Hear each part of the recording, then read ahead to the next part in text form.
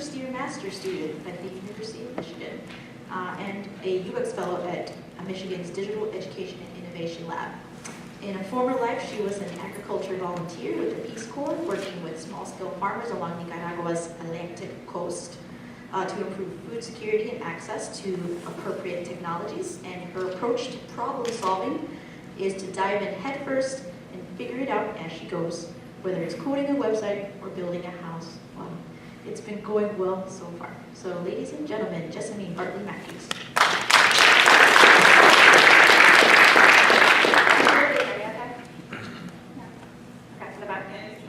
Okay, I'll talk louder.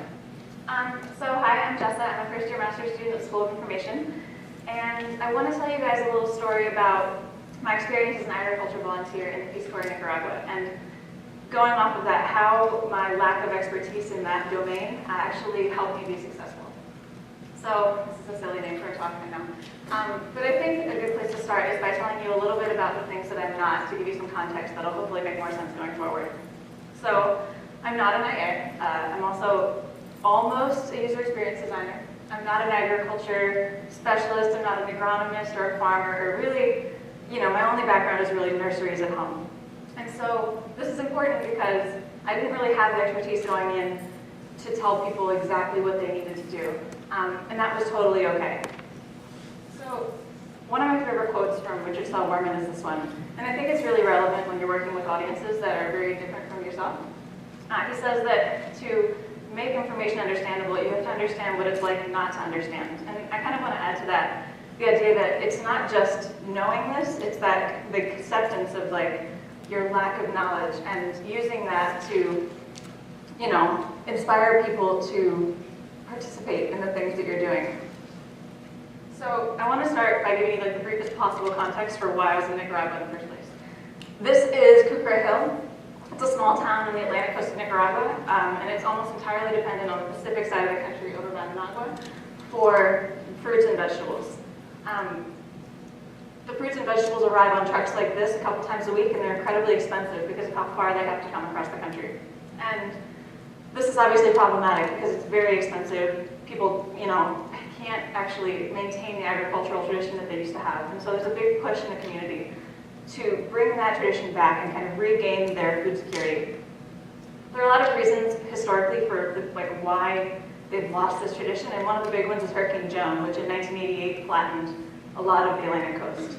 It was particularly devastating for farmers who lost hundreds of thousands of plants and cows and their livelihoods. And so now what you see today is that the majority of the young people in Cucra Hill work as day laborers for an African palm plantation that's owned by a Costa Rican company. And a lot of the community's land for farming is actually owned as well by this company. This is not a non-advertisement for the company, just to say. So anyway, back to the story. I wanted to kind of talk about the experience I had with different farmers. And as I said before, I didn't really have a lot of expertise to tell people what to do, or any clout in the community because I was new. And so I had to kind of find the people who did. And I questioned whether I should put this in here, but yeah. So once you find those people, I think that this is applicable to a lot of things, which is you find the people and then you allow them to teach you how they do things. And I think that this is kind of where the non-expertise sort of breaks down barriers, because you're showing a demonstrated appreciation of their culture, and you're also not beholden to the way that things have always been done, so you're kind of in a privileged position. The other thing about this is that you're still able to kind of bring your own unique perspective into the mix. And so when I found out that a lot of little girls were not participating in the Carnival Parade because they couldn't afford these costumes, which are custom made, I decided to make a costume out of potato chip bags, which is that. And this lack of expertise is great sometimes because you do things like that and people are inspired. It's also really frustrating sometimes because you'll go into a classroom and make mistakes that are kind of obvious in hindsight. So for my school garden class, one of the days that we were working, I asked students to bring a tool without specifying what to class to tell, we're going to start the garden, we're going to do it, and every single student brought a machete, which is great, right? You can't dig a hole with a machete, and so you can get really mad about it, or you can just make them pose for a picture and laugh about it. So to make sure that everything kind of was engaging for the students and make sure that they actually learned the materials that they needed, we brought the class outside of the classroom, and we tried to keep people as engaged and hands-on as possible. And one of the things about this is that, again, I have experience gardening at home, but I'm from Pennsylvania, and so I don't have any experience in a tropical climate. There are different things going on there. And so one of the nice things about working with the kids was that I could learn alongside them, which made them much more willing to try and fail and ask questions in a way that maybe they wouldn't have if I did have some kind of professed knowledge on the subject. We failed often. And then the other thing about it is that by immersing yourself in the situation, you're able to sort of pay attention to things that maybe people aren't saying out loud, but that you should know. And so when we harvested our carrots, they were the first carrots that Kukra had grown in a very long time. And these little girls were really excited to tell me that they were going to go home and they were going to plant their carrots and they were going to grow more carrots. And I was like, wow. And I had to stop for a second because, you know, as I was thinking about it, it didn't really fit with my mental model for when people go and create a farm in their yard. Because when I think of making a garden, I think of this. I think of a paper seed packet, which works really well for us. It costs like $1.25 at the hardware store. It's cheap. It's great. But in Kukra, the humidity would make this really hard because the seeds might germinate prematurely or something. And so what they're left with is this option to buy these kind of monster energy drink sized sealed cans with enough seeds in them for an entire farm. And that's great, I guess, but it's also incredibly problematic for a couple of reasons because it's prohibitively expensive if you just want a couple of seeds. It's also inaccessible for the majority of farmers who can't read. And it kind of explains in a way, without anyone really telling you, that the reason that nobody really has patio gardens. And so, but yeah, so nobody has these gardens. And so to kind of take this experience of the girls who wanted to plant the carrots and allow them to apply what we were learning in class to their lives, I kind of redefined their final exam. And so instead of taking a test, I made them design a seed packet that would, you know, include seed spacing and planting depth and identifiable facts so that anybody, regardless of literacy level, could use the seed packet for their yard, except, you know, obviously they had to use them quickly or else they would mold. But, you know, working with the students, if they did a good job, I filled the packet with seeds. And one of the most rewarding things was seeing a student a year later when I went to visit actually still have the garden with the seeds that I had given them. So they were really excited about it. And all of this does actually have a point. I think the non-expertise is helpful because, you know, people can really relate to non-expertise, especially in communities that are different from the University of Michigan or places where a lot of people have a university education. And by being able to see somebody kind of try and fail and learn things alongside of them, what it proved to different people was that, you know, you don't really need this education always in order to kind of make measurable change or make a significant impact. And so when it came to kind of scarier projects that the community really needed, like solar panels, they seem really technical, they seem really daunting, but it's empowering for people to be able to see, okay, this is different, but we can kind of work through it. And so I didn't actually do a whole lot with this project. Like I helped them build a really strong team, and then they took it from there. And I think this really leads to the sustainability of projects in general. And so to kind of close out, I think that it doesn't really, again, it doesn't matter if you're working on solar panels or planting a garden or designing a website or working with a new client.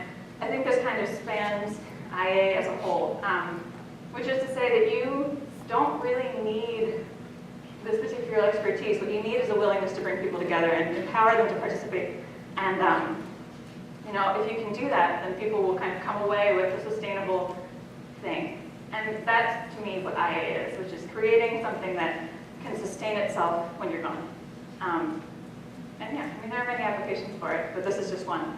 And I think that, you know, a good place to start is by immersing yourself, by listening for the kind of questions that people aren't asking or listening for things people aren't really saying, reading between the lines. And in that way, you can kind of help them work through projects and achieve an outcome that they want. And the second step, I don't really know. That's, I guess, for us to figure out. So, yeah.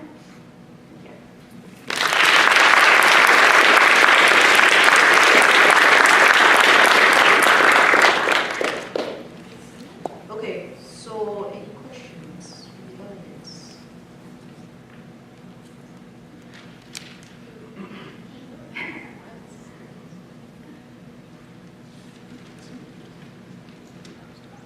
Probably less of a question, more of a point, and that is, I think you make a really good point in terms of lack of expertise, and when we're information architects and user experience designers, and we are going to take on a new project like in healthcare or finance, people will always ask you, so what's your experience in finance domain, or what's your experience in healthcare? And I think, you know, like Karen said earlier, it's just about having the attitude that she has and having the process. And you don't have to feel like you need to be an expert in a domain because IAs have an awesome process. So I think that's, and you can see with fresh eyes more than maybe in that expertise. And I might have mentioned this, but like, you know, when they asked for a volunteer to help them implement sustainable agricultural technologies, and this English major art history minor walked off the boat and was the person, I think that was a little jarring for people. And, you know, just kind of, it was a sort of process of proving myself and proving my worth. But in doing that, I think it was kind of a process of also teaching people how to teach themselves how to do things. Be like, well, she can do it, okay. You know? Questions from the audience? Oh, God, you're so far. Can you move? I can boom it out. Yeah. All right. So I wondered whether you experienced any significant opposition in your work on this project. Oh, yeah. How did you handle that if you did? Yeah. So it kind of goes back to what I said a minute ago, which is just that, you know, when I was the person that they were sent, essentially, there were a couple of different reactions. One was that I'm a woman, and that's not one of the more common things you'll see in the agricultural space, especially in this community. The other thing was that there are a lot of superstitions related to when you can walk on a field, depending on the cycles of the moon and like the cycles of a lady. So it was just kind of like, the times at which I was allowed to participate in things were kind of different. But the thing that came out of it was that, again, it was like this process of proving myself where, you know, I'm not an expert, fill in the blank, right? But I'm generally a pretty good communicator and a good listener. And so what I found was that by working with kind of the other NGOs in the space, I started having people start coming to me and say, okay, you know, we really want to do this workshop with these women. It's an indigenous community in, you know, like this one town, and it's very hard to get to, and they're very shy, and they're not responding to us, like us as these groups of men coming in and helping.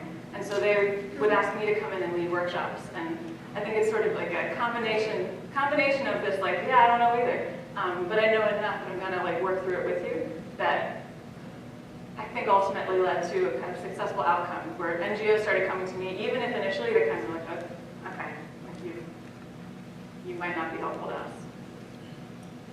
Does that answer your question? It does. Thank you. Any other questions? Going once? Go on. Okay. Oh, thanks. It kind of relates, but I guess maybe a little bit more specific. So you said you brought leaders together. How did you bring them together, and how did you gain their trust, especially being new in the community? I think that, honestly, I think it was this. Where is it? I hate this picture, but I'll keep it. I think it was this. I think that, like, they tell you in the Peace Corps, and I think that this is a good practice, but they kind of emphasize not doing anything the first 3 months, which you will soon find out. But yeah, you aren't supposed to do anything. You're supposed to kind of immerse yourself in the culture and immerse yourself in the community. And by doing that, you're supposed to gain the trust of people. And you can do this with varying degrees of success, but what I did was I like led an aerobics class and I played softball, and then people decided that I should learn how to dance because my nickname was like the stiff girl. And so, they actually would, they came up behind me and they would like teach me how to move my body in a way that was not natural to me. And what it ended up being was this, which is the Carnival Parade. And you dance around the town all day long for hours. And then at the end of it, there's this like traditional punta dance, which is also very unnatural for the way that my body moves. But by doing this kind of stuff, I think showing this appreciation for what they do and how the way that they do it, and not coming in and being like, I've got these ideas and we're gonna make these changes. I don't know that I made a lot of significant changes, but I kind of edged in little perspectives here and there. So like this was a big thing, like the potato chip bag thing, and it showed people that like you can do something with the garbage in the street. But yeah, like I think she's going to the Peace Corps soon, by the way. But I think by doing this kind of stuff, it's really helpful in getting the trust of people across the board, because they're like, okay, she likes us, she's willing to do this with us, so we're willing to do things with her. Thank you, Jessamine. Really appreciate it. Let's give her another round of applause.